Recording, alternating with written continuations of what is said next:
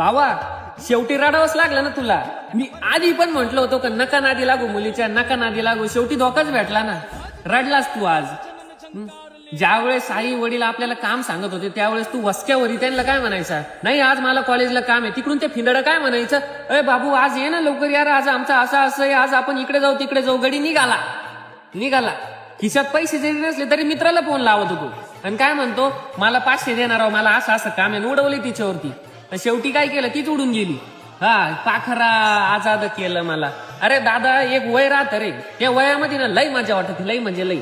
पण ज्यावेळेस वेळ निघून जाते ना त्याच्यानंतर ना असं वाटतं करावं आपण जर का ही गोष्ट केली नसती ना तर खरंच आज माझा कुठेतरी प्लॅटफॉर्म चांगला असता.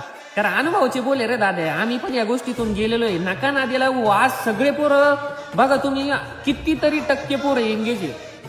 लपडे वात्या लपडे तुटात्या, लपडे वात्या लपडे तुटात्या. अरे हे बरबाद व्हायचे लक्ष नाही डायरेक्ट पोरांनो. नंतर लय पास्ताव येतो खरंच. आई शपथ सांगतो तुम्हाला, काही मुलं असे पण एक बाबा त्यांनी फार फाश्या घेतल्या. का या प्रेमामुळे फाश्या घेतल्या.